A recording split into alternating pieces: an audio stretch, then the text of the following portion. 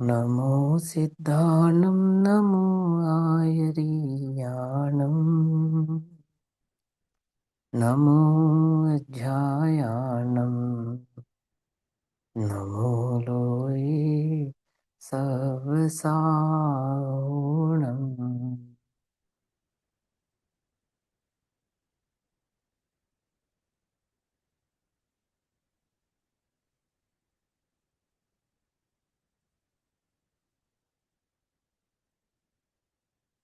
मंगलमय मंगलकरण वीतराग विज्ञान नमः ताहि जाते भये अरहंतादिमहा करिमंगल करहूँ महा ग्रंथ करनि को काज जाते मिले समाज सब पावे निज पद राज।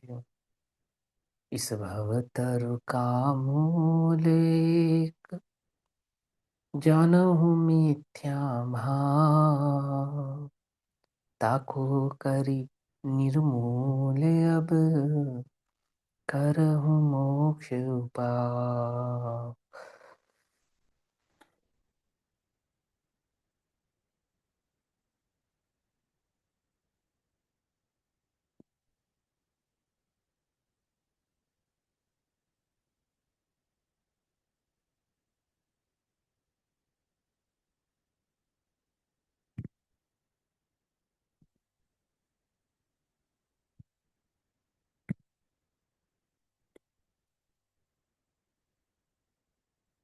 हमारे रात्रिकालीन स्वाध्याय का विषय चल रहा है भागवती स्वरूप पूज्य बहन श्री चंपा बहन के वचनामृत। बहन श्री के इन वचनामृतों पर पूज्य गुरुदेव श्री के जो प्रवचन हुए हैं उन प्रवचनों के आधार से हम सभी इन वचनामृतों के भाव को समझ रहे हैं, जिसमें बहन श्री का वचनामृत क्रमांक 93 और पूज्य गुरु श्री का प्रवचन क्रमांक 32 चल रहा है। पृष्ठ क्रमांक 264 264। यहाँ पूज्य गुरुदेव श्री के समक्ष प्रवचन में एक श्रोता प्रश्न पूछते हैं, पर की सेवा, पर की दया तथा पर जीवों को जो औषधि आदि देते हैं, क्या वह धर्म नहीं है? वह भी तो धर्म ही है। धर्म का स्वरूप समझाते समय पूज्य गुरुदेव श्री ने समझाया कि द्रव्य गुण पर्याय के स्वरूप को भली प्रकार से जो जाने, जानकर अपने निज चैतन्य भगवान आत्मा का अनुभव करे, वह तो धर्म है। अन्य कोई परिणाम, अन्य कोई भाव धर्म नहीं है। तो यहाँ प्रश्न उठा कि जो पर द्रव्य की, पर जीवों की हम सेवा करते हैं, पर जीवों की जो हम दया पालते हैं, पर को जो औषधि आदि देते हैं, क्या वह धर्म नहीं है? उसको धर्म नहीं कहेंगे? सारी दुनिया तो धर्म कह रही है उसको। जीवों की दया पालने को, भूखे को रोटी खिलाने को, है ना, मरते को बचाने को, दवा आदि देने को, इसको धर्म कहती दुनिया।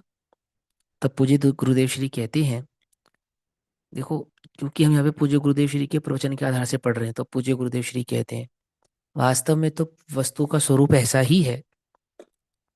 साक्षात स्वयं त्रिकालदर्शी जो केवल ज्ञान को धारण करने वाले अनंत सुखी भगवान है ना, उन भगवान की दिव्य ध्वनि में यह बात प्रत्यक्ष रूप से ऐसी ही आई है।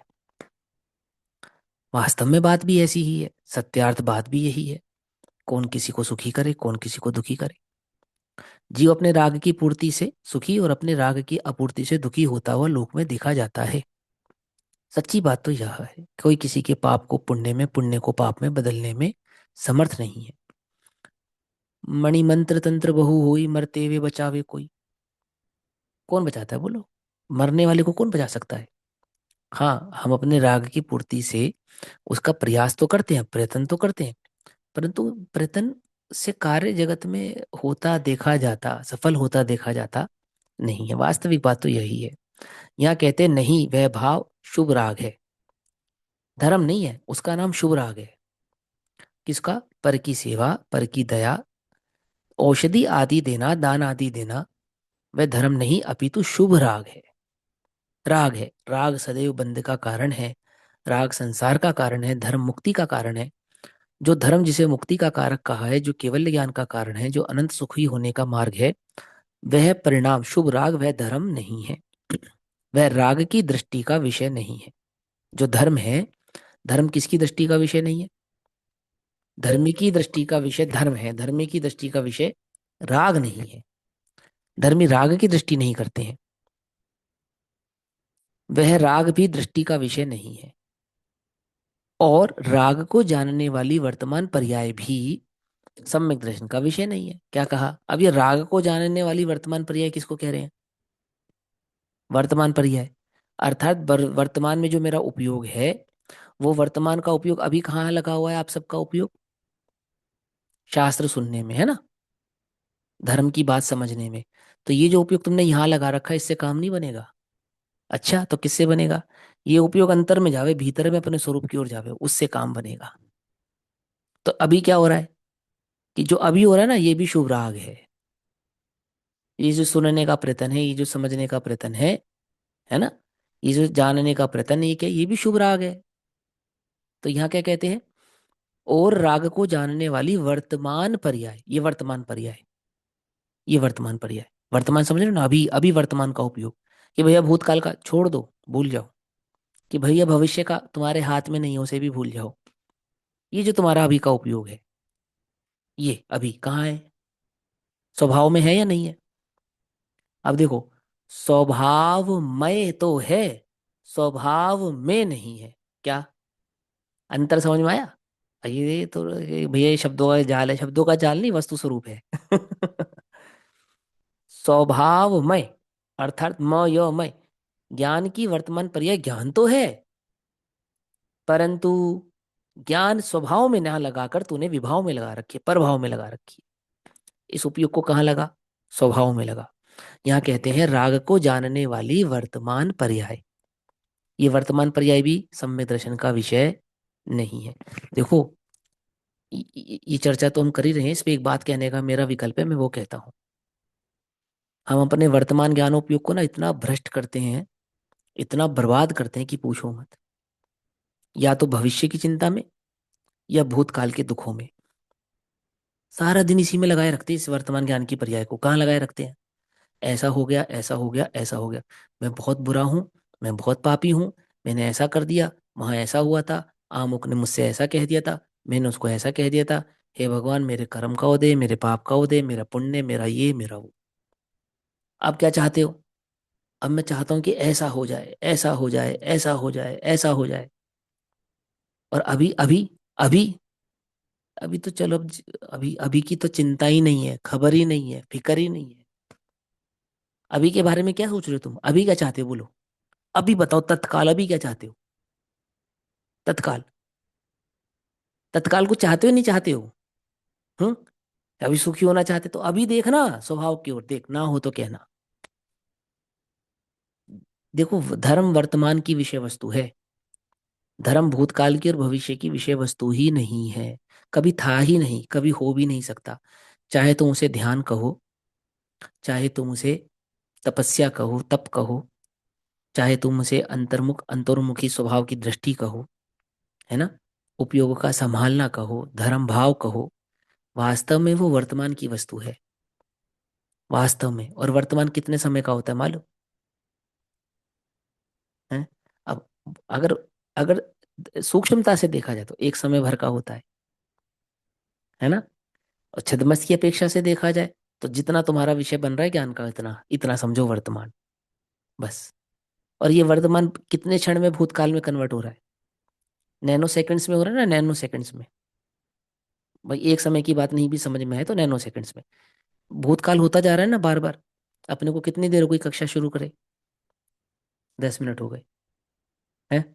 तो 10 मिनट का भूतकाल गया ना, खत्म, काम का नहीं है, बेकार हो गया। कि कैसी बात करो, बेकार हो गया कि हाँ, वर्तमान ज्ञानोपयोग की पर्याय की अपेक्षा से व्यर्थ हो गया। अब व्यर्थ की चिंता मत करो। अब संभालो, अब संभालो, जब संभालो तब सुखी, जब संभालो तब सुखी। समझ में आई बात? जब संभालो तब सुखी। अब ये बात तो बस यहाँ पे पूरी हो गई, अब कुछ कहना ही नहीं है। ना हमारा कहने की इच्छा है, ना तुम्हारी सुनने की भी इच्छा नहीं होनी चाहिए। अब प्रोटोकॉल है, निभा रहे हैं, हैं? प्रोटोकॉल ये राग की पूर्ति है जो कर रहे हैं। तो मुनिराज को ये विकल्प नहीं है, वो एकदम मस्त है। वो कहते कहते अंतर ध्यान हो जाए तो हो जाए, कि महाराज कहते कहते चुप हो गए, चुप हो गया, तुम जानो, तुम्हारी बात तुम जानो। समझे नहीं समझे? वो तो तुम्हारी बात तुम जानो, वो जो मस्ती है ना ज्ञानियों की, वो अद्भुत है। देखो क्या कहते हैं, यहाँ कहते हैं राग को जानने वाली वर्तमान पर्याय भी।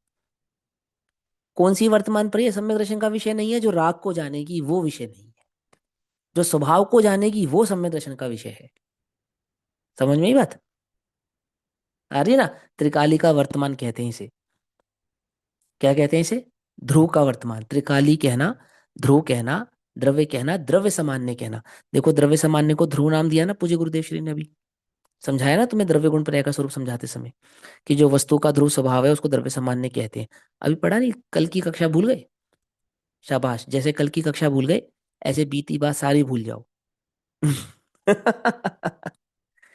भूतकाल के समस्त दुख सुख की बातें सब भूल जाओ।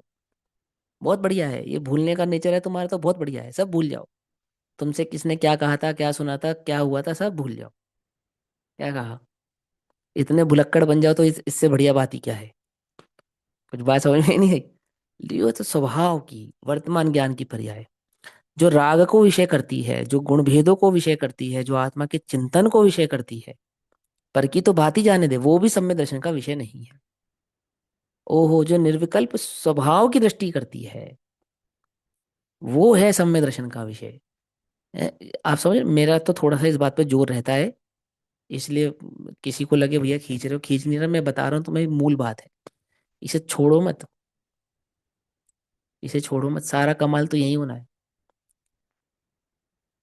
त्रिकालिक ध्रुव गायक स्वभाव, कैसा स्वभाव है मेरा?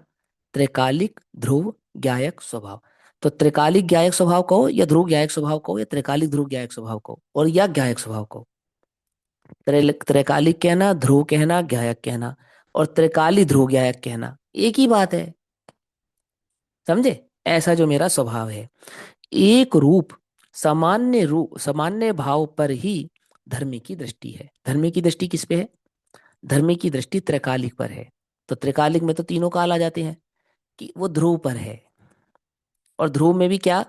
ज्ञायक स्वभाव पर है। पकड़ में ही बात? त्रिकालिक ध्रुव ज्ञायक स्वभाव, है ना? तो स्वभाव पर दृष्टि है। कैसा स्वभाव है मेरा? ज्ञायक स्वभाव है। कैसा ज्ञायक स्वभाव? नहीं बदलने वाला ज्ञायक स्वभाव है। कि कब नहीं बदला?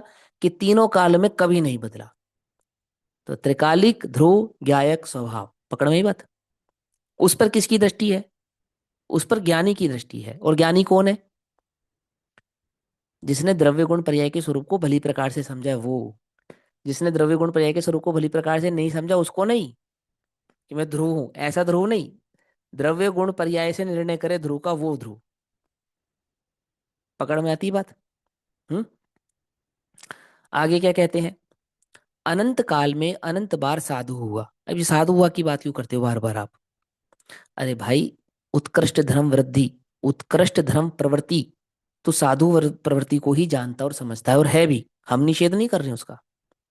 लेकिन अज्ञानी की दृष्टि में जो साधुपना है, जिसको वह उत्कृष्ट धर्म भाव समझता है, अर्थात 28 मूल गुण आदि का निरतिचार पालन करना, नगन हो जाना, एक समय भोजन करना, विशेष प्रकार के तप आदि करना, त्याग आदि करना, उसे तू धर्म क्या मानता है? उसे उत्कृष्ट धर्म की साधना मानता है। ऐसे उत्कृष्ट धर्म भाव को तूने अनंत बार धारण किया, तो भी तुझे वास्तविक सच्चे सुख की प्राप्ति नहीं हुई। क्यों? क्यों? क्योंकि अनंत काल में अनंत बार साधु हुआ, परंतु अंतर में यह क्या वस्तु है? मैं वस्तु क्या हूं, चैतन्य वस्तु क्या है, उसे दृष्टि में लेने का प्रयास ही नहीं किया। समझ में ही बात? उसकी ओर देखने का प्रयास ही नहीं किया, प्रयत्न ही नहीं किया। अभी वर्तमान में प्रयत्न कहाँ है हमारा? कहाँ है प्रयत्न?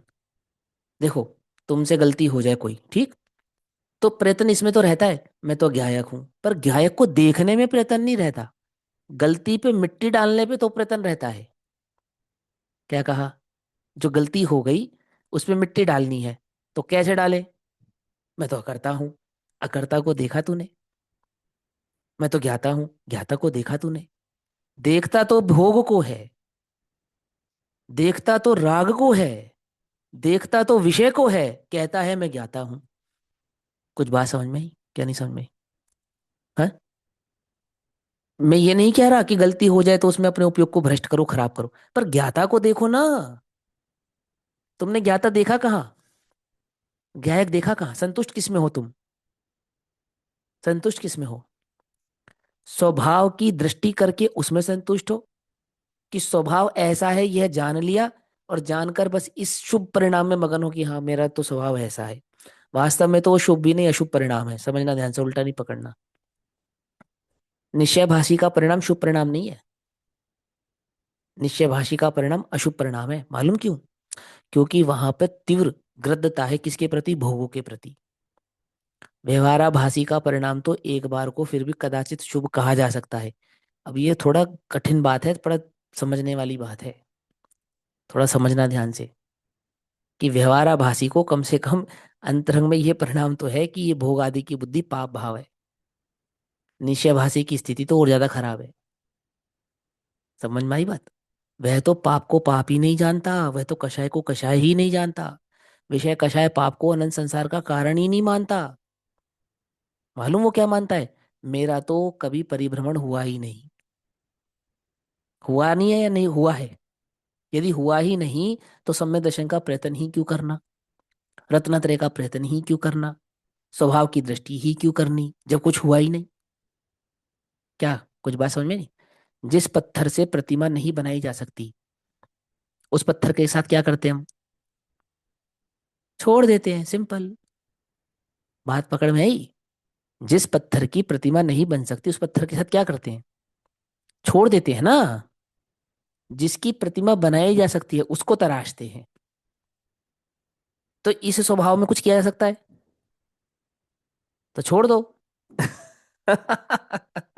पकड़ते क्यों हो? नहीं समझे? अब वो एक द्रव्य स्वभाव और एक पर्याय स्वभाव, द्रव्य गुण पर्याय के स्वभाव को नहीं निर्णय किया होगा तो ऐसे ही उलझेगा। ऐसे ही उलझेगा, करने की कोई गुंजाइश नहीं है, करना कुछ नहीं है। परंतु नहीं करने की दृष्टि कहाँ की है तूने? स्वभाव की ओर देखा ही कहाँ है तूने? स्वभाव की ओर देखना अर्थात पर से प्राणमुख होना, पर की सुख बुद्धि, पर से रस बुद्धि का टूटना, उसको कहते हैं स्वभाव का देखना। उसको कहते हैं स्वभाव का निर्णय। उसको कहते हैं आत्मा का निर्णय। आती है समझ में बात कि नहीं समझ में आती है? देखो क्या कहते हैं, द्रव्य सामान्य रूप वस्तु एक रूप स्थिर है, इसलिए वहां, सॉरी, अंतर में क्या हुआ? दृष्टि में लेने का प्रयास ही नहीं किया। प्रयास ही नहीं किया। तुम प्रयास कर रहे हो दृष्टि में लेने का? पूछो अपने आप से, पूछो। हमें उत्तर देने की आवश्यकता नहीं, आप अपने आप से पूछो। मैं अपने आप से पूछता हूँ, क्या मैं अपने चैतन्य ज्ञायक स्वभाव को अपनी स्वयं की दृष्टि में लेने का प्रयास कर रहा हूं? कि गुरुदेव कैसी बात करते हो? प्रयास कहाँ करना? प्रगट ही है ना। क्यों? है ना, प्रगट ही है ना। तो फिर प्रयास कैसा करना? कि भाई प्रगट तो है, अप्रगट तो कभी हुआ ही नहीं, परंतु पर से दृष्टि हटे और स्वरूप की दृष्टि हुए, ऐसा प्रयास, ऐसा पुरुषार्थ तो उस ज्ञानी के सहज होता है। सहज होता है, स्वीकृति का पुरुषार्थ। वस्तु अर्थार्थ क्या?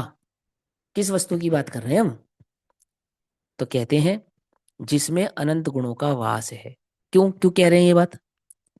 ये बात क्यों बोल रहे हैं? क्योंकि द्रव्य गुण पर्याय से निर्णय किए बिना वस्तु की क्या नहीं होगी? दृष्टि नहीं होगी। खाली ज्ञान स्वभाव कहने से दृष्टि नहीं होगी, तो कैसे होगी? वस्तु माने क्या? जो अनंत गुणात्मक है, जिसकी सत्ता है, अस्तित्ववान है, तीन सत स्वभाव वाली है। तीन सत स्वभाव कौन कौन से? द्रव्य सत, गुण सत और पर्याय सत। समझना ध्यान से। एक प्रश्न था, प्रश्न को इसी में ले लेता हूं।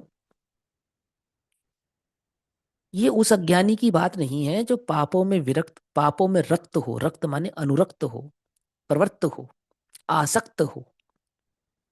और कहता हो ये तो मेरे चारित्र मोहिनी कर्म का उदय है, ये उसकी बात नहीं है। उस महामूढ़ अज्ञानी की ये बात नहीं है। किसकी बात कह रहा हूं मैं? महामूढ़ अज्ञानी कौन? जिसे स्वभाव की खबर नहीं हुई है, जो चोरी के परिणाम को, जो परस्त्री सेवन के परिणाम को, जो अन्य अन्य पाप के परिणामों को, कुचालों के परिणामों को, क्रोध मान कषाय के लोभ के परिणामों को चारित्र मोहिनी के खाते में डालता है, ये उसकी बात नहीं है। क्यों? चारित्र मोहिनी का उदय नहीं है क्या वो? कि कदापि नहीं है। मिथ्या दृष्टि को चारित्र मोहिनी का उदय नहीं होता है। समझे क्या कहा? मिथ्या दृष्टि जीव को चारित्र मोहिनी का उदय नहीं होता है। मिथ्या दृष्टि को एकमात्र दर्शन मोहिनी का ही उदय होता है। मिथ्या दृष्टि की चारित्र मोहिनी भी कैसी होती है? दर्शन मोहिनी रूप ही होती है। समझे? और दर्शन मोहिनी का तीव्र और मंद ऐसा उदय होता है। तो जो सम्यक सन्मुख मिथ्या दृष्टि जीव होता है उसकी परिणति और कदाचित सम्यक दृष्टि जीव की परिणति, दोनों में कितना अंतर होता है? अत्यंत अत्यंत अंतर होता है। बहुत अंतर होता है। सम्यक सन्मुख मिथ्या दृष्टि जीव नियम से मंद कषाई होता है। क्या कहा? सम्यक सन्मुख मिथ्या दृष्टि जीव नियम से विरक्त परिणति वाला होता है। नियम से। समझे? और सम्यक दृष्टि जीव, उसके कदाचित कषाय की तीव्रता और मंदता दोनों ही पाई जा सकती है। ये समझना पड़ेगा, गहराई से समझनी पड़ेगी ये बात। ये उस जीव के लिए बिल्कुल भी नहीं है जो कहे कि मैं तो सम्यक दृष्टि हूं या सम्यक दर्शन के समीप हूं और भोगों का पक्ष ले और उसे चारित्र मुनि के खाते में डाल दे। ना उसने आगम का अभ्यास किया है गहराई से, ना उसने तत्वों के स्वरूप को गहराई से समझा है, ना श्री गुरु के वचन को ही वह समझ पाया है। समझे? वो क्या कर रहा है मालूम? वो जिन वचनों के साथ अपनी कषाय की पुष्टि कर रहा है, गलत गलत प्रयोग कर रहा है, वो उनका सियादवाद की शैली का गलत प्रयोग कर रहा है, मिथ्या प्रयोग कर रहा है। समझे? अनंत संसार में स्वयं भी भटक रहा है और अन्य को भी भटकाने का मार्ग दिखला रहा है। मैं फिर बतला रहा हूं, मिथ्या दृष्टि को किसका उदय नहीं होता? चारित्र मोहिनी का उदय नहीं होता। एक बात। दर्शन मोहिनी का उदय तीव्र और मंद होता है, यह हमेशा ध्यान रखना। और दूसरी बात, जो सम्यक सन्मुख मिथ्या दृष्टि जीव होगा वो नियम से विरक्त परिणति वाला ही होगा। ये लक्षण है, आगम में स्पष्ट उल्लेख है इसका। जिनको नहीं दिखाई देता वो मेरे पास आना, मैं दिखाऊंगा। पढ़ना तुम स्वयं, मैं तो दिखाऊंगा। देखो क्या लिखा है, पढ़ के बताओ। सुनूंगा मैं सिर्फ, क्या लिखा है। ये जिनेंद्र भगवान का वचन है, समझना ध्यान से, है ना। जब कषाय मंद होगी, मिथ्या दृष्टि की कौन सी कषाय मंद होगी? अनंतानुबंधी मंद होगी, सिंपल। समझे ना? मिथ्या दृष्टि जीव जो सम्यक की ओर बढ़ेगा उसकी कषाय मंद होंगी, तो कौन सी मंद होंगी? तो जो है वो मंद होगी ना। अनंतानुबंधी का उदय है, अनंतानुबंधी मंद होगी। समझे? मंद क्यों होंगी? कि अभाव होने का क्रम है। पहले मंद, फिर मंदतर, फिर उपशम और फिर क्षय। ये इस नियम से होती हैं। क्या नियम है? तीव्रता पहले होती है मंद, मंदतम, मंदतर, उपशम, क्षय। इस क्रम से होती है कषाय, अभाव। जो पांच लेशियां हैं उसमें प्रायोग लब्धि जो है वो कैसी है? अब प्रायोग लब्धि के दो स्वरूप होते हैं मालूम? एक, सम्यक दर्शन प्रकट होने से अंतर मुहूर्त पूर्व पांच उपलब्धियां प्रकट होंगी। तो वास्तविक प्रायोग प्रायोग लब्धि तो करण लब्धि के अंतर मुहूर्त में ही प्रकट होगी। लेकिन प्रायोगिक लब्धि की जो भूमिका है वो कैसी है? वो भी प्रायोगिक लब्धि मय ही है। प्रायोगिक लब्धि जैसी होती है वो भी, अर्थात मंद कषाय की परिणति होती है। भोगों की रुचि घट जाती है, पर पदार्थ की रुचि घट जाती है, स्वभाव की अंतरंग रुचि बढ़ जाती है, उपयोग पर से हटने लगता है, स्वभाव की ओर जाने लगता है। होता सब विकल्पात्मक है। ये किसका स्वरूप है? ये सम्यक सन्मुख मिथ्या दृष्टि की ऐसी सहज परिणति है। उसकी कषाय मंद होती जाती है, मंद होती जाती है, मंद होती जाती है। फिर फिर मंदतम होती है, फिर मंदतर होती है, फिर उपशम होती है। और जब उपशम होती है वहां सम्यक दर्शन प्रकट होता है। समझ में आई बात कि नहीं समझ में आई? भोगों का पक्ष लेने से बचना, कषायों का पक्ष लेने से बचना। यदि वास्तव में तुम्हें स्वभाव का पक्ष है तो स्वभाव के बल पर किसका पक्ष मत लेना? कषाय को कभी डिफेंड नहीं करना, कभी नहीं करना। ज्ञानी के चित्त में कषाय भाव है, परंतु कषाय का आदर नहीं है। समझे? उसका क्या नहीं करता, उसको डिफेंड नहीं करता, उसकी रक्षा नहीं करता। यह बुरी है, ये ये कहने की उसको अंतरंग में ताकत है। समझे ऐसा? देखो क्या कहते हैं। वस्तु अर्थात क्या? जिसमें अनंत गुणों का वास है। ऐसा जो भगवान आत्मा वह वस्तु है। समझे? अनंत गुणात्मक जो चैतन्य वस्तु है वह एक वस्तु है। वस्तु कहने का तात्पर्य सत्ता है उसकी। वो कोई परिणाम नहीं है, वो कोई विकल्प नहीं है, ऐसा कोई भाव या इल्यूजन नहीं है। वो है, सत्ता है। जैसे तुम्हें अभी अपनी सत्ता कैसे फील हो रही है, शरीर सा शरीर से फील हो रही है ना, देह की सत्ता को अपनी सत्ता मान रहे हो ना, ऐसे सत्तावान वस्तु है चैतन्य। समझे? वस्तु माने जो भारी होती है, क्या? जिसमें वजन होता है। वस्तु माने जिसमें वजन होता है नहीं। वस्तु माने जो देखी जा सके वो नहीं। वस्तु जिसका अस्तित्व है, जिसकी सत्ता है, जो विराजमान है, उपस्थित है, जो किसी की कल्पना नहीं है, जिसका एक स्वरूप है, जो द्रव्य गुण पर्याय द्रव्य क्षेत्र काल भाव से संरक्षित है। समझे? उसे वस्तु कहते हैं, उसे सत्ता कहते हैं। समझना ध्यान से, आत्मा एक वस्तु है। वस्तु है।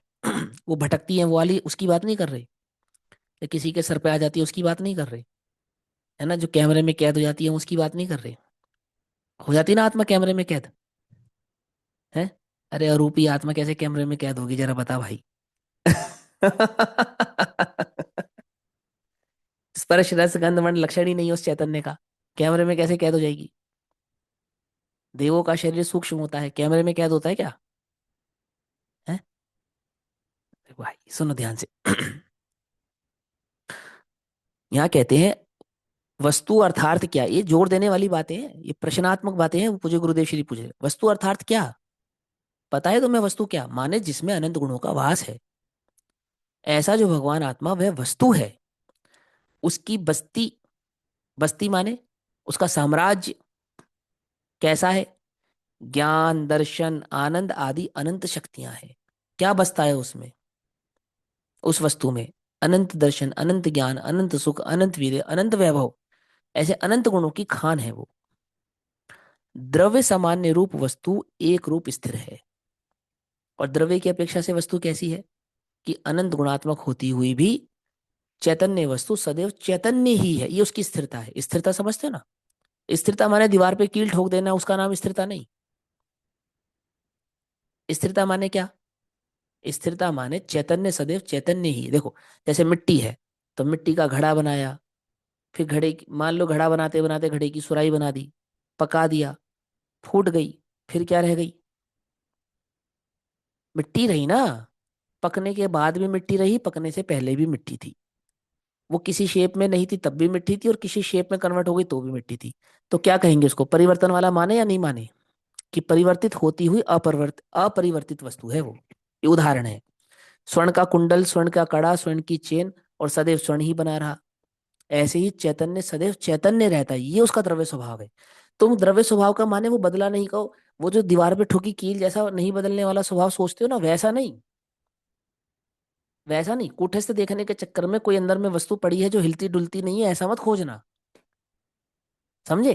अर्थात चैतन्य जो ज्ञान जिसका लक्षण है, वो सदैव ज्ञान में चैतन्य वस्तु ही था, है और हमेशा वही रहने वाला है। अन्य कुछ नहीं होता है। इसका नाम है कूटस्थ। इसका नाम है नहीं बदलने वाला द्रव्य स्वभाव। समझे? स्यादवाद की शैली में कहते हैं परिणमता हुआ भी नहीं परिणमता, और नहीं परिणमता हुआ भी परिणमता है। ये स्यादवाद की शैली है। समझ में आई बात? क्या कहा? अनंत गुणात्मक वस्तु है, गुणों के परिणमन को पर्याय कहते हैं। तो पर्याय बिना का तो वस्तु होती ही नहीं। प्रवचन सार में तो आचार्य कुंद कुंद देव, आचार्य अमरचंद्र देव कहते हैं पर्याय के बिना वस्तु जानी नहीं जा सकती। क्या कहा? पर्याय ना हो तो वस्तु जानी नहीं जा सकती। और पर्याय कैसी है? क्षणिक। और वस्तु कैसी है? ध्रुव। गजब करते हो। ध्रुव वस्तु को क्षणिक पर्याय से जाना जाता है। कि हाँ, क्षणिक पर्याय ध्रुव वस्तु को दर्शाती है, लेकिन पर्याय दृष्टि से नहीं, ध्रुव दृष्टि से। समझे? अब ये शब्दों का जाल नहीं, ये ज्ञानियों की भाषा है। समझे? ये ज्ञानियों की, ये ऐसे ही है, ज्ञानियों की भाषा ऐसे, क्या करे भैया, ऐसे ही है बस। ठीक है ना, अब ये तुम इसी से समझो। यहाँ क्या कहते हैं, यहाँ कहते हैं वस्तु अर्थात क्या, तो उसकी वस्ती ज्ञान दर्शन आनंद में अनंत शक्तियां हैं। और क्या कहा, द्रव्य सामान्य रूप वस्तु एक रूप स्थिर है। तो द्रव्य सामान्य रूप एक रूप स्थिर है का मतलब समझ गए ना? माने ज्ञान स्वरूपी आत्मा सदैव ज्ञान में ही रहने वाला है बस। तो ज्ञान लक्षण को देखो ना, बदला नहीं, मैं तो बदला ही नहीं, तो क्या नहीं बदला, क्या नहीं बदला? कि मैं आत्मा हूं, सदा आत्मा ही रहा, आत्मा ही रहूंगा मैं। ये कभी नहीं बदला। ये मैं स्त्री पुरुष नपुंसक पर्याय आदियों में जाकर भी चैतन्य ही रहा, अनादिकाल से पुद्गल के साथ संयोगों में रहता हुआ भी चैतन्य ही रहा, चार गति 84 लाख योनियों में रहकर सुख दुख को भोगता हुआ भी चैतन्य ही रहा। ये इसका मेरा नहीं बदलने वाला स्वभाव। आई बात समझ में? ऐसा, इसलिए वहां दृष्टि लगाने से दृष्टि स्वयं भी स्थिर रहती है। अब वो चैतन्य स्वभाव पे दृष्टि लगाने से कहाँ है वो स्वभाव प्रकट? ये ज्ञान जो लक्षण प्रकट है, ये ज्ञान कैसा है? ये सदैव ज्ञान है, हीनाधिक नहीं देखो, ज्ञान सदैव ज्ञान है। और ये ज्ञान कौन है? कि ज्ञान ज्ञान नहीं है, ज्ञान आत्मा है। क्या कहा? ये जो प्रकट ज्ञान का लक्षण है, ये कौन है? दूध में जो स्वाद है मिठास का, वो क्या है? शक्कर है, शक्कर है। दूध में जो मिठास का स्वाद है वो क्या है? वो शक्कर है, शक्कर पूरी वस्तु है। समझे? खाली मिठास नहीं है वो। ऐसे ही ये जो प्रकट ज्ञान है, ये कौन है? ये पूरा संपूर्ण चैतन्य है। कि वो अनंत गुणात्मक की, हाँ वो अनंत गुणात्मक, वो असंख्यात प्रदेशी की, हाँ वह असंख्यात प्रदेशी, वो अनादि निधन ध्रुव वस्तु की, हाँ भाई वही, वही अनादि निधन वस्तु कहाँ है? ये एक ज्ञान स्वभाव में प्रकट है। ये वर्तमान ज्ञान उपयोग की पर्याय में प्रकट है। ये पूरा आत्मा की, पूरा आत्मा, ये पूरे शरीर में फैला हुआ है, कि पूरे शरीर में फैला हुआ ज्ञान उपयोग की एक पर्याय में प्रकट है। कि फैल के सारे लोक में फैल जाता है, कि हाँ यही आत्मा, इसी आत्मा की बात कर रहे हैं। लोक में इतनी जगह नहीं है जहां उसके गुण समा सके, सुनो ध्यान से, क्योंकि लोग तो असंख्यात प्रदेशी है ना, और गुण अनंत है इस अपेक्षा से। समझे? वो अनंत गुणात्मक आत्मा इस ज्ञान की पर्याय में प्रकट है, कि इस ज्ञान की पर्याय में प्रकट है। समझे? किस ज्ञान की पर्याय में? इस ज्ञान की पर्याय में पकड़े। ये गंदा ज्ञान है, अच्छा ज्ञान है? अधूरा ज्ञान है, छह उपशम ज्ञान है, मति ज्ञान है, श्रुत ज्ञान है? अरे ज्ञान है मेरे भाई, ज्ञान है। ज्ञान, ये तो योग्यता के नाम है। मति कहना, श्रुत कहना, अवधि कहना, मन परे कहना, कैवल्य कहना, शुद्ध कहना, अशुद्ध कहना, प्राणमुख कहना, स्वान्मुख कहना, ये तो सब योग्यताओं के नाम है। योग्यताओं के नाम। तुम्हारा पति कभी बालक नहीं था ना? था। तो जब बालक था तब क्या करता था? गोदी में, गोदी गंदी कर देता था ना, शूशू कर देता था गोदी में ही, पोटी कर देता था गोदी में। ऐसे ऐसे आदमी से शादी की तुमने? कि भैया कैसी बात करते हो। वो तो योग्यता थी। पकड़ में ही बात, नहीं पकड़ में ही? योग्यता थी ना। तो योग्यता का तो कोई बुरा नहीं मानता, कि मानता है? कि नहीं मानता, क्योंकि सबको पता है योग्यता बदल जाती है। बात पकड़ में ही नहीं? ऐसे ही मति श्रुत अवधि मन पर क्या, ये योग्यताएं हैं, ये योग्यता है। इसे अधूरा कहना, कम कहना, हीन कहना, अधिक कहना, अच्छा कहना, बुरा कहना, ये तो सब योग्यताओं के नाम है। स्वभाव की देख, स्वभाव की देख, स्वभाव कैसा है? आहा, स्वभाव तो अपरिणामी है, बदलता ही नहीं, मति श्रुत रूप होता ही नहीं। तो केवल ज्ञान रूप तो होता होगा ना? क्यों? अरे कैसी बात करते हो, केवल ज्ञान स्वभाव नहीं है? आवरण होते हुए भी निरावरण स्वभाव नहीं है? आत्मा का केवल ज्ञान स्वभाव तो आगम में ही कहा है। कि भाई कहा होगा, सुनो ध्यान से, उल्टा नहीं पकड़ना। केवल ज्ञान स्वभाव नहीं है, ज्ञान स्वभाव है। समझे? हाँ, ज्ञान स्वभाव को देखते हैं तो योग्यता केवल ज्ञान रूप हो जाती है, उसका निषेध नहीं है, उसका निषेध नहीं है। परंतु स्वभाव तो ज्ञान है जो अभी भी प्रकट है, क्योंकि स्वभाव उसको कहेंगे जो कभी नहीं बदलेगा। समझे ना? वो द्रव्य सामान्य, ध्रुव सामान्य जिसको हम कहेंगे। अब वो जो केवल ज्ञान रूप कन्वर्ट हो गया, वो थोड़ी मेरा स्वभाव है। पकड़ना ध्यान से, उल्टा नहीं पकड़ना, गहराई से जानना, समझना बात को। वो ज्ञान मेरा स्वभाव है, वो ज्ञान स्वभाव अभी है या नहीं? है तो देखना उसकी, और यही तो लिखा था, यही तो कहा पूज्य गुरुदेव श्री ने। वो पूज्य गुरुदेव श्री ने कहा राग को जानने वाली वर्तमान पर्याय में भी सम्यक दर्शन का विषय नहीं है। तो ज्ञान को जानने वाली जो वर्तमान पर्याय है ना, वो सम्यक दर्शन का विषय है। सम्यक दर्शन माने, सम्यक दर्शन माने, सम्यक दर्शन माने अनंत सुख, अनंत संसार का अभाव। मालूम दृष्टि मुक्त को क्या कहते हैं? सिद्ध कहते हैं, मुक्त ही कहते हैं। दृष्टि मुक्त को मुक्ति ही कहते हैं, कहते नहीं कहते? सम्यक दृष्टि को भी सिद्ध कहते हैं ना। दृष्टि मुक्त को क्या कहते हैं? संपूर्ण मुक्त कहते हैं। क्यों कहते हैं? अरे संसार अभाव कर लिया उसने, ऐसा। यहाँ क्या कहते हैं? समस्त शरीरों में स्थिर रहती, इसलिए वहां दृष्टि लगाने से दृष्टि स्वयं भी स्थिर रहती है। देखो क्या कहा, द्रव्य सामान्य स्वरूप वस्तु एक रूप स्थिर है। एक रूप स्थिर अर्थात चैतन्य सदैव चैतन्य रूप ही रहता है, ये इसकी स्थिरता है। ठीक। इसलिए वहां दृष्टि लगाने से, अर्थात जब तुम चैतन्य पे नहीं बदलने वाले चैतन्य स्वभाव पे दृष्टि लगाओगे तो दृष्टि भी स्थिर हो जाएगी, अर्थात चैतन्य में हो जाएगी। समझे नहीं समझे? दृष्टि भी क्या हो जाएगी? चैतन्य में हो जाएगी, उसमय ही हो जाएगी, अर्थात वह भी स्थिर हो जाएगी। अर्थात वह भी कभी बदलेगी नहीं। कि भैया पर्याय तो बदलती है ना, हम पर्याय स्वभाव को देख ही कहाँ रहे हैं, हम तो ज्ञान स्वभाव को देख रहे हैं। क्षय उपशम को देखेगा तो बदलेगी, हीनादिक को देखेगा तो बदलेगी, मति शुद्ध को देखेगा तो भी बदलेगी, और केवल ज्ञान को देखेगा ना तो भी बदलेगी, और ज्ञान सामान्य को देखेगा तो कभी नहीं बदलेगी। समझे? तो बोले ध्रुव सामान्य की दृष्टि करने पर वह कभी बदलती नहीं है, क्योंकि ध्रुव स्वभाव से ही नहीं बदलने वाले स्वभाव वाला है, ऐसा। देखो, शक्कर को, शक्कर की मिठास तो कभी बदलती है? ऐसा। ये हीरे से समझो, जैसे तुम अपने आंखों के सामने से हीरा रखो और हजारों वर्षों तक देखते रहो, हजार वर्ष तो तुम्हारी आयु नहीं है, मान के चलो, देखते रहो, तो फिर क्या होगा? कि कुछ नहीं होगा, हीरा हीरा ही रहेगा, सिंपल। है ना? ऐसे ज्ञान स्वभाव की ओर देखो, अब क्या होगा? बोले ज्ञान स्वभाव की ओर देखो, कुछ नहीं होगा, ज्ञान ज्ञान ही रहेगा। अक्षर के अनंतवे भाग भी जो प्रकट है वो कौन है? निगोद अवस्था में ज्ञान ही तो है। और केवल ज्ञान में भाव से जो प्रकट होने वाला है वो कौन है? वो भी ज्ञान ही है। तो उस ज्ञान और इस ज्ञान में क्या अंतर है? कि ज्ञान स्वभाव की अपेक्षा से तो कोई अंतर नहीं है। समझे नहीं समझे? और पर्याय, तो पर्याय की तो दृष्टि की नहीं ना हमने, की ही स्वभाव की थी। समझे नहीं समझे? पर्याय की अपेक्षा से तो बदलने वाला है, वो तो हमने स्वीकार कर ही लिया ना पहले ही।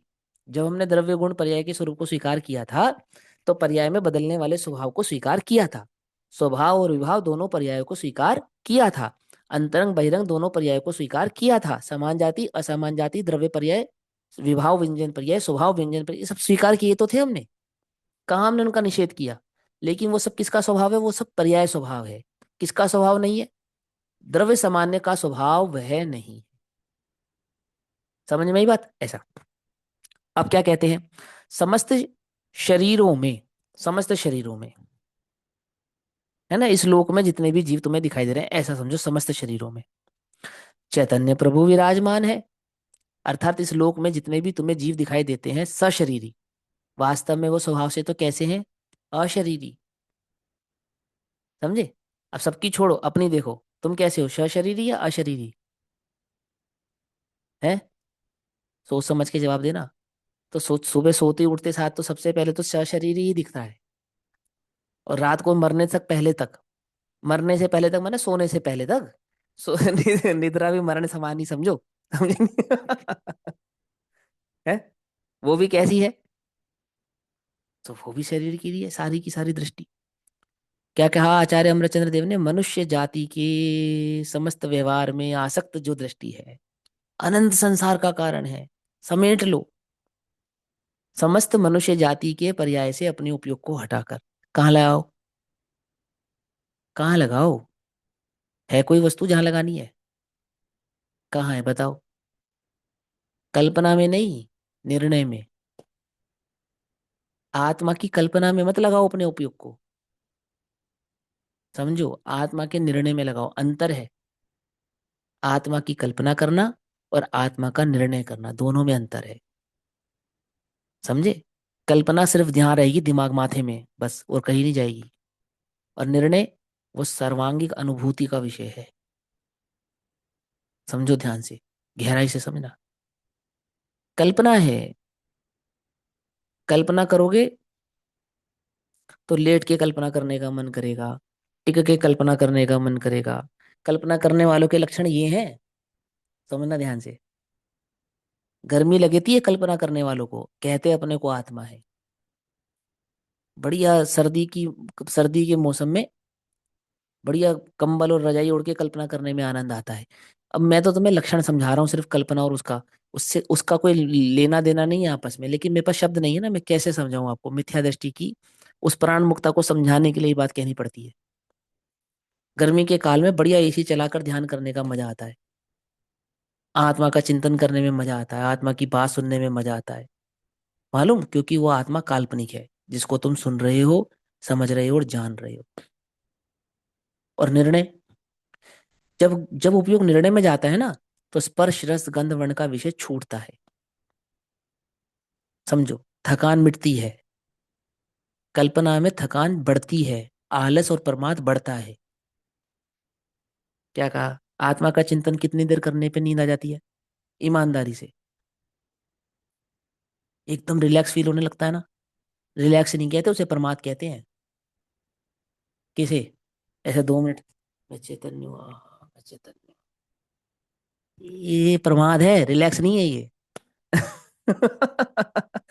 ध्यान के काल में मुनिराज शुद्ध उपयोग में क्या करते होंगे? गर्दन झुक लटक जाती होगी उनकी, और क्या। नींद लग जाती होगी उनकी। सोचो ध्यान से। आत्मा की कल्पना और आत्मा के निर्णय में अंतर है मेरे भाई, अंतर है। जिसे तू आत्मा का चिंतन समझ रहा है ना, सच्ची बात है, वो कल्पना है। आत्मा काल्पनिक चीज नहीं, आत्मा वस्तु है, विद्यमान वस्तु है, इसलिए सत्ता का निर्णय पहले कराते हैं, अनुभूति बाद में होती है। पहले उसके सत्तात्मक भाव को समझ तो सही, वो वस्तु मैं हूं, ये मेरी बात है, ज्ञान मेरा लक्षण है, सत्तात्मक मैं वस्तु हूं। समस्त शरीरों में चैतन्य प्रभु विराजमान है, अंतर में भगवान स्वरूप ही है। कैसा विराजमान है अंतर में? कैसा है? शुद्ध ही है, चैतन्य ही है। चैतन्य सदैव चैतन्य रहा कि हाँ, यही उसकी शुद्धता है बस। दूसरी और किसी शुद्धता से मत देखो। शुद्ध और अशुद्ध जैसे लोक में जाना पहचाना जाता ना, ऐसा नहीं। जैसे स्वर्ण, शुद्ध और अशुद्ध दो भाव से प्राप्त होता है ना, होता है ना। अरे भैया, जैसे स्वर्ण लोक में शुद्ध और अशुद्ध दो भाव से प्राप्त होता है या नहीं होता है? शुद्ध सोना और अशुद्ध सोना। अरे भैया, अब सोने तो है, अब तुम दोनों ही आंसर में फंसते हो, कोई बात नहीं। आपको मालूम, स्वर्ण अशुद्ध होता ही नहीं, समझे? दूध अशुद्ध हो सकता है, घी अशुद्ध हो सकता है, स्वर्ण अशुद्ध नहीं होता है। स्वर्ण में खोट मिला देने पर भी खोट खोट ही रहता है, और स्वर्ण स्वर्ण ही रहता है। दूध में जहर मिला देने पर दूध क्या बन जाता है? जहर बन जाता है। और स्वर्ण में खोट मिला देने पर स्वर्ण स्वर्ण ही रहता है, खोट नहीं बनता। और खोट खोट रहता है, वो स्वर्ण नहीं बनता। तो स्वर्ण तो सदैव इस जगत में जैसे शुद्ध ही रहता है, पकड़ में ही बात। तो भी हम उसमें अशुद्धता का भेद पहचानते हैं। आई बात समझ में? ये नहीं समझ में? ऐसे ही ज्ञानी आत्मा को कैसे जानता है? ज्ञानी जानता है आत्मा सदैव शुद्ध ही रहता है, परंतु उसकी अशुद्धता के भेद को पहचानता है। पकड़ में ही बात। क्या कहा? ये जानकर कि सोना कभी अशुद्ध नहीं होता, तो भी सारे लोक में सोना शुद्ध और अशुद्ध दो भावों से जाना पहचाना जाता है, किसी को आपत्ति नहीं है। बात समझ में ही नहीं? क्या कहा? पकड़ में ही बात। दूध में जहर मिला दो। अब अब क्या है? दूध है, जहर है जहर है। 1 किलो सोना में आधा किलो खोट मिला दो, तो आधा किलो खोट मिला हुआ सोना, 1 किलो सोना लोगे या नहीं लोगे? फ्री में मिलेगा तो ले लोगे, अच्छा। और 1 गिलास दूध, 1 बूंद जहर मिला हुआ दे तो ले लोगे? कि बड़े समझदार हो भाई तुम। 1 किलो सोने में आधा किलो खोट मिलाया हमने, वो तो तुमने झट ले लिया है। और 1 गिलास दूध में 1 बूंद जहर मिलाया, वो तो तुमने नहीं लिया, क्यों? अरे भैया, हम जानते हैं क्या शुद्ध है क्या शुद्ध है। 1 बूंद जहर के संयोग से दूध सर्वथा अशुद्ध ही है, और आधा किलो खोट मिल जाने पर भी सोना शुद्ध ही है। आहा, तुमसे बढ़िया तो कबाड़ी है। उल्टा नहीं पकड़ना, मालूम। कबाड़ी, कबाड़ी को पता है इसमें क्या सोना है। समझे या नहीं समझे? है ना? पता है ना उसे। सब ले जाता है वो। तुम कबाड़ के भाव देते हो, उसे स्वर्ण दिखाई देता है, क्योंकि वो जानता है ये कभी अशुद्ध होता ही नहीं है। समझ में ही बात कि नहीं समझ में आई? ऐसे ही ज्ञानी क्या जानता है, आत्मा क्या क्या नहीं हुआ, कभी बदला ही नहीं। अशुद्धता के भेद को पहचानने वाला वो ज्ञानी आत्मा को सर्वथा शुद्ध ही जानता और पहचानता है। पर्याय का विवेक है, अशुद्धता का विवेक है। सिद्ध समान जानने वाला वह अपने को कैसा, गुण स्थान की परिपाटी से भी पहचानता है, उपयोग की परिपाटी से भी पहचानता है, गति की परिपाटी से भी पहचानता है। और पूछो तू कैसा है, कि सिद्ध समान सदा पद मेरो। कि अभी तो तू नरक में है, कि होऊंगा सिद्ध समान सदा पद मेरो। है? आई समझ में? अभी तो तू स्त्री है। अरे भैया पंचम काल में जन्मा है, सिद्ध समान पद सदा पद मेरो, कि हाँ भैया चले बनारसी दास, फिर नहीं आओ ना। समझे? ये दम कहाँ से आती है? ये स्वभाव को जानने से आती है, कभी बदलता ही नहीं। ये समस्त शरीर में चैतन्य प्रभु विराजमान है, अंतर में भगवान स्वरूप ही है। आई बात पकड़ में? अंतर में कैसा है? अंतर में माने स्वभाव, शरीर के अंदर नहीं। अंतर में माने स्वभाव से। अंतर में माने स्वभाव से, ऐसे ऐसे अंदर झांकने ऐसे नहीं। अंदर बाहर कुछ नहीं है वहां। समझे? मल मूत्र मांस ही भरा है वहां, अंदर झांकने में कुछ नहीं मिलने वाला। चैतन्य कोई थोड़ी आंखों से दिखाई देने वाली वस्तु है। स्वानुभूति प्रत्यक्ष है वो। वह जिसमें अपूर्णता एवं विपरीतता बिल्कुल नहीं है। कि कैसी बात करो, बिल्कुल नहीं है, बिल्कुल नहीं है, रंच मात्र भी नहीं है। द्रव्य स्वभाव की ओर देखते हैं तो वस्तु कैसी है? परिपूर्ण है। ना कि सिर्फ परिपूर्ण है, अपितु पूर्ण शुद्ध भी है। समझे? ऐसा, ऐसी अखंडानंद स्वरूप वस्तु है। कैसी है वस्तु? अखंड आनंद। अखंड और आनंद, कि हाँ, अखंड आनंद। अखंड आनंद अर्थात जिसमें विभाव का कभी प्रवेश नहीं हुआ, जो स्वभाव कभी पलट के विभाव रूप नहीं हुआ, वस्तु अन्य रूप नहीं हुई। ऐसी वस्तु अन्य रूप नहीं होने से उसकी अखंडता, उसकी अखंडता ही वह आनंदमय है, सुखमय है, शांतिमय है। समझे नहीं समझे? ऐसा है जिसे पूर्ण पूर्ण पूर्ण प्रभु कहा जाए। ये 3 बार पूर्ण क्यों लगाया? हम्म? पूर्ण पूर्ण पूर्ण है, क्योंकि त्रिकाली पूर्ण है ये। द्रव्य पूर्ण, गुण पूर्ण, और पर्याय भी पूर्ण। समझे? स्वभाव से परिपूर्ण, त्रिकाली परिपूर्ण कहा जाए, द्रव्य कहा जाए, सामान्य कहा जाए, ध्रुव कहा जाए, या एक रूप वस्तु कहा जाए, फिर कहते हैं क्या कहा जाए? उसे पूर्ण पूर्ण पूर्ण प्रभु कहा जाए। चाहे उसे द्रव्य कहा जाए, चाहे उसे सामान्य कहा जाए, या ध्रुव कहा जाए, एक रूप कहा जाए, एक नाम और मैं जोड़ता हूं, त्रिकाली कहा जाए। क्या कहा? समझे? ऐसी जो वस्तु, उस पर दृष्टि देने से जो वस्तु स्थिर है, स्थिर है माने, स्थिर है माने ज्ञान स्वभाव ज्ञान ही है, ऐसे देखो। स्थिर माने हिलने डुलने वाली नहीं है, वो मत देखना। स्थिर माने वो पर्याय का परिणमन नहीं हो रहा है और आत्मा एकदम स्थिर सिद्धो जैसा, सफेद सफेद आउटलाइन वाला, और बिल्कुल ऐसे गड़बड़ मत करना, ये सब कल्पना, मिथ्या कल्पना। ज्ञान स्वभाव सदैव ज्ञान स्वभाव ही है, ये प्रगट ही है, ऐसा स्थिर ही है, एक रूप है, सामान्य है, तो उस पर दृष्टि देने से नहीं, दृष्टि भी क्या हो जाती है? मतलब एक जंगे टिकाव वाला बात नहीं होती। अभी तक तो यही समझ रहे थे, स्थिर मतलब कहते हैं कि अपने स्वभाव में स्थिर हो जाओ, तो उसका हाँ मतलब क्या है? हाँ, उस इसका तो मतलब बता रहे ज्ञान स्वभाव में स्थिर, मैंने अपने उपयोग को ज्ञान स्वभाव की स्वीकृति के साथ अपने उपयोग को, परिणति को उस स्वभाव पे स्थिर कर लो, अपने ज्ञान स्वभाव का आनंद करो, उसका भोग करो, उसकी दृष्टि करो, उसका निर्णय करो, बस उसका नाम स्थिरता है। शरीर स्थिर करने का नाम स्थिरता नहीं। समझे नहीं समझे? स्थिरता स्वभाव की दृष्टि, स्वभाव कैसा है? सदैव ज्ञान में ही है, शक्कर सदैव स्थिर है। जैसे तुमने दाल में डाल दी, गुजराती लोग डालते हैं ना दाल में, सब्जी में, नमक के साथ, मिर्च के साथ, फिर शक्कर अपना स्वभाव बदल देती होगी कि नहीं बदलती? स्थिर रहती है, अर्थात मिठास रूप ही रहती है। समझे नहीं समझे? कुछ लोग करेले की सब्जी बनाते हैं ना, उसमें भी शक्कर डालते हैं, फिर करेले की सब्जी के साथ शक्कर कड़वी हो जाती होगी।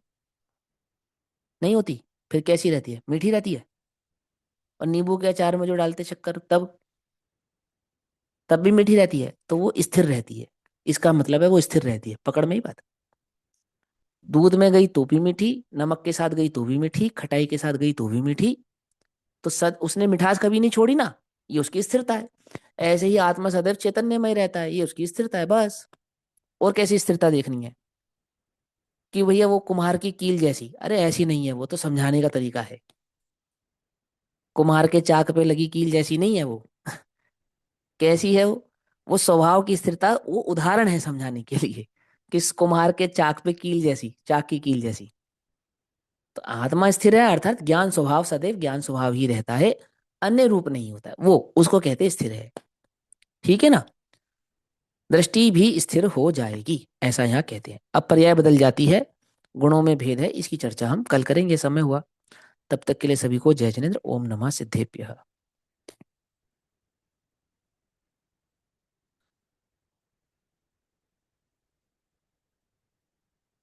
निज निधि निज में बताई, यह अनंत उपकार है। उसके लिए जिन आनिमा को वंदना शत बार है।